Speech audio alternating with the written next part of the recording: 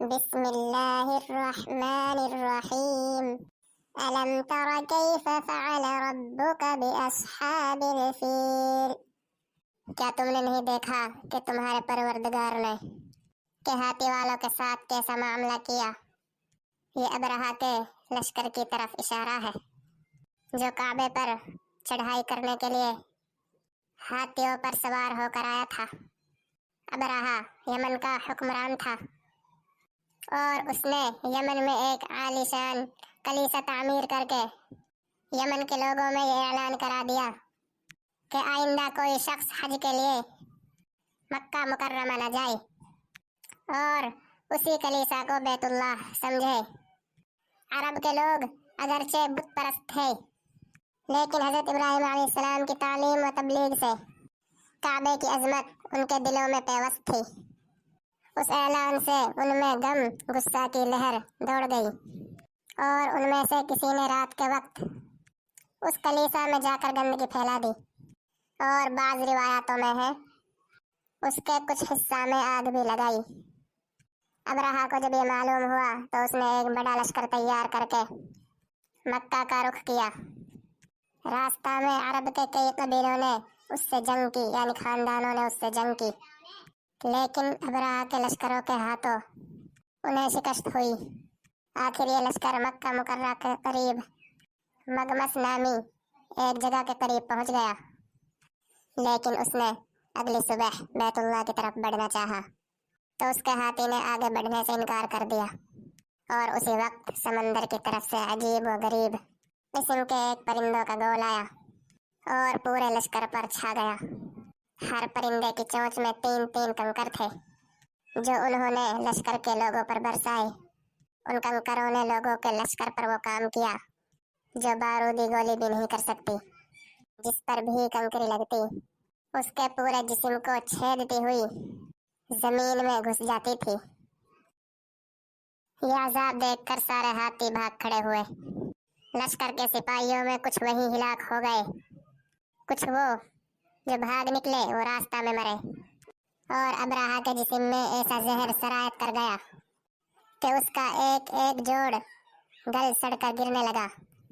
اسی حالت میں اسے یمن لایا گیا اور اس کا وہاں سارا بدن بہہ کر ختم ہو گیا، اور اس کی موت سب سے عبرتناک ہوئی۔ یہ واقعہ حضور اقدس صلی اللہ علیہ وسلم کی ولادت باسعادت سے کچھ ہی روز پہلے پیش آیا تھا، اور حضرت عائشہ اور اس کی بہن حضرت اسماء رضی اللہ عنہا نے ان 2 اندھے اپاجوں کو دیکھا۔ تفصیلی واقعات کے لیے ملاحظہ ہو معارف القرآن۔ اس صورت میں اس واقعہ کا تذکرہ فرمایا کہ حضرت صلی اللہ علیہ وسلم کو تسلی دی گئی کہ اللہ تعالیٰ کی قدرت بہت بڑی ہے، اس لیے جو لوگ آپ کی دشمنی پر کمر باندھے ہوئے ہیں آخر میں وہ بھی اصحاب الفیل کی طرح مکی کھائیں گے۔ أَلَمْ يَجْعَلْ كَيْدَهُمْ فِي تَضْلِيلٍ، کیا اس نے ان لوگوں کی ساری چالیں بیکار نہیں کر دی تھی؟ وَأَرْسَلَ عَلَيْهِمْ طَيْرًا أَبَابِيلَ، اور ان پر گول کے گول پرندے چھوڑ دیے گئے تھے۔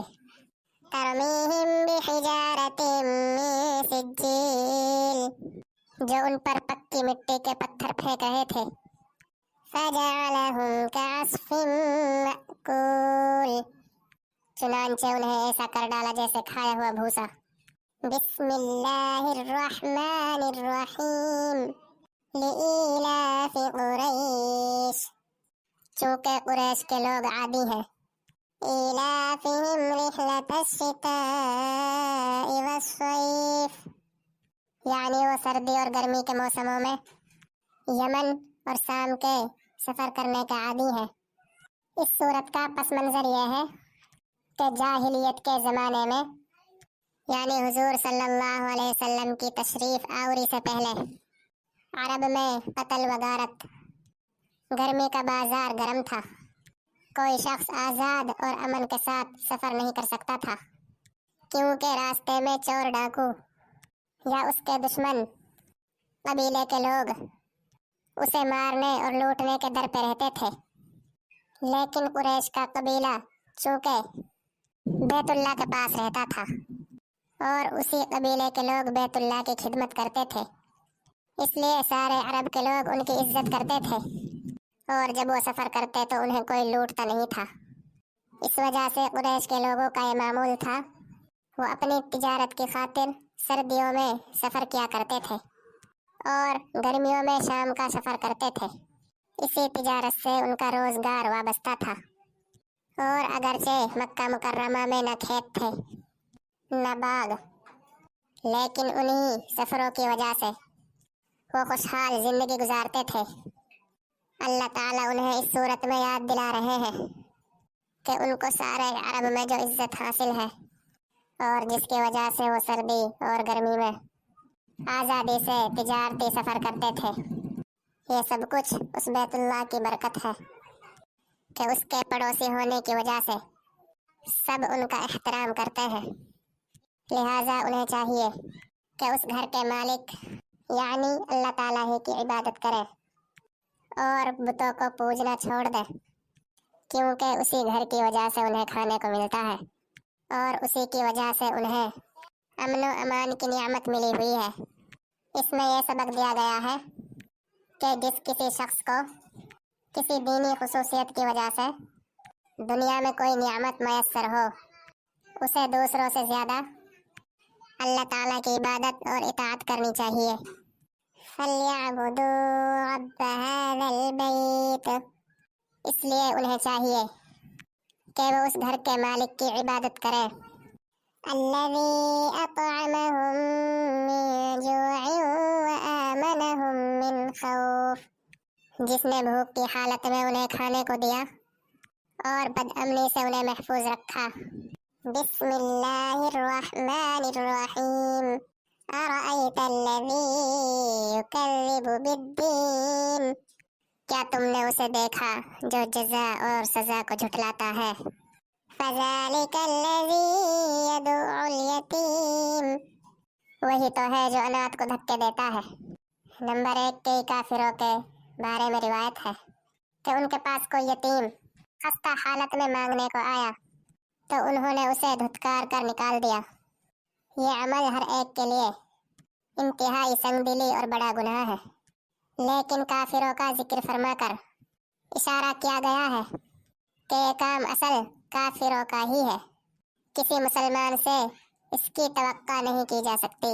وَلَا يَحُضُّ عَلَىٰ طَعَامِ الْمِسْكِينِ، اور مسکین کو کھانا دینے کی ترغیب نہیں دیتا۔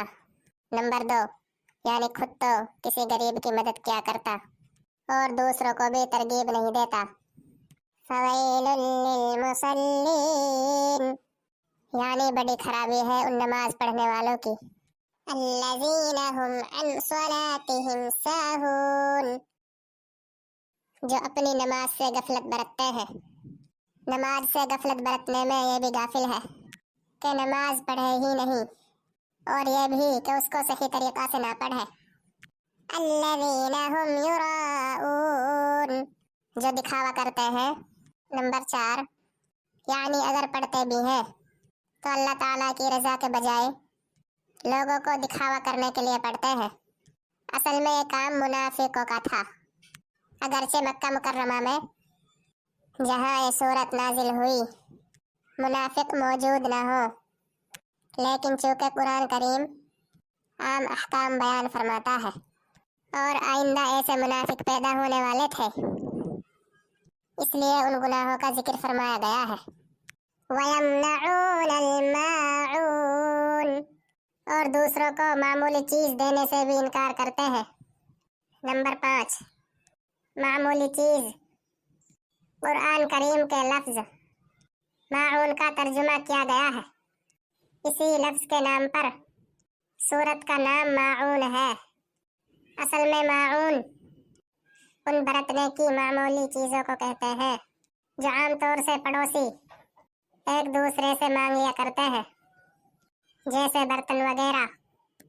پھر ہر قسم کی معمولی چیز کو بھی معون کہہ دیتے ہیں، اور حضرت علی رضی اللہ عنہ اور کئی صحابہ سے منقول ہے کہ انہوں نے اس کی تفسیر زکوٰۃ سے کی ہے، کیونکہ وہ بھی انسان کی دولت کا معمولی 40واں حصہ ہوتا ہے۔